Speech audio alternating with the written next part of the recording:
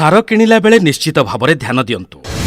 रासायनिक सारर गुरुत्वपूर्ण भूमिका को लक्ष्य करी सबु अंचल चाषी माने किपरि सठिक समय रे उन्नत मानर जौगिक मिश्रित तथा जैव सार पाइपारिबे सेथिपई आम सरकार एहाकु अत्यावश्यक वन्यद्रव्य आईन धारा 3 को आनी सार नियंत्रण आदेश प्रवर्तन कले।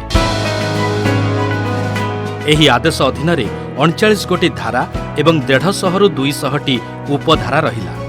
एहाकु जेउ सार उत्पादनकारी संस्था किंबा सार विक्रेता उल्लंघन करिवे सेमानंक पई दंड विधानर व्यवस्था करागला। एबे एई आदेश बଳରେ सारर मूल्य मान व्यवसाय तथा सठिक भावरे सुबंटन प्रक्रिया को नियंत्रण करा जाई पारुछि।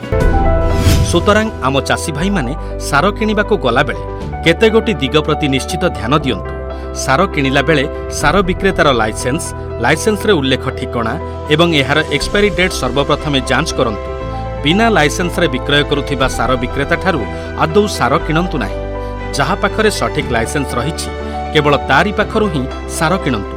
सार नियंत्रण आदेश अनुଯାयी सार विक्रेता तांकर गच्छित सार और सारर दर तालिका अथवा स्टॉक एंड रेट चार्ट निश्चित भावरे एक बोर्ड रे प्रदर्शन करिबा अपरिहार्य। एणु चाषी भाई माने निर्धारित दर रे ही केवल सार किणंतु। आदौ निर्धारित दररू अधिक दाम देई सार किणंतु नाही। सार किणिला बेले चाषी भाई माने निश्चित भावरे पीओएस मेसिन व्यवहार करंतु।